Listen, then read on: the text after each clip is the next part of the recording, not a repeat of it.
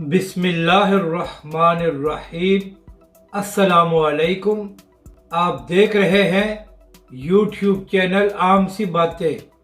तहरीक लब्बैक पाकिस्तान का इतना खौफ कि सबकी नींदें हराम हो गई हैं और अल्लामा साद हुसैन रिजवी की बड़ी धमकी। इस वीडियो में हम इसी के मुतालिक बात करेंगे।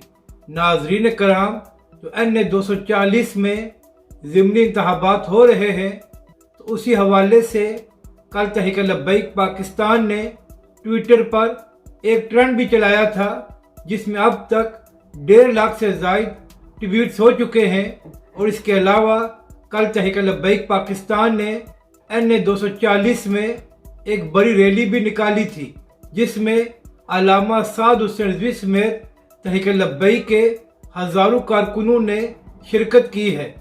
अब मसला ये है कि मुखालफीन तहरीक लब्बैक पाकिस्तान के कारकुनों और कायदीन को तो नहीं रोक सकते, तो इसलिए अब ये लोग ओछे हथकंडों पर आ गए हैं और एक बार फिर तहरीक लब्बैक पाकिस्तान के तमाम ऑफिशियल अकाउंट्स को ट्विटर से बंद कर दिया गया है। तो आप यहाँ से अंदाज़ा लगा लें कि ये लोग तहरीक लब्बैक पाकिस्तान और अल्लामा साद हुसैन रिजवी से इतने खौफज़दा हैं कि इनसे ट्विटर पर एक ट्रेंड भी बर्दाश्त नहीं होता। अब बात करते हैं कि अल्लामा साद हुसैन रिजवी ने क्या धमकी दी है।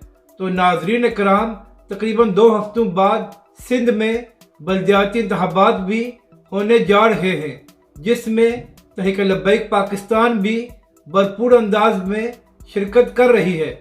तो इसी हवाले से खबरें आ रही थी कि TLP के उम्मीदवारों को धमकियां और डराया जा रहा है।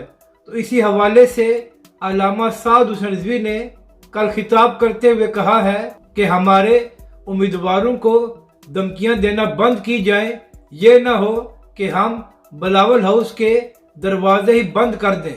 इसके बाद तहरीक लब्बैक के सरबरा अल्लामा साद हुसैन रिजवी ने कहा कि हम देखते हैं कि इस बार कौन माइका लाल हमारे वोटों पर डाका डालता है। अपनी राय का ज़रूर इजहार करें कि आपको ये वीडियो कैसी लगी और हमारे इस चैनल को भी सब्सक्राइब करें।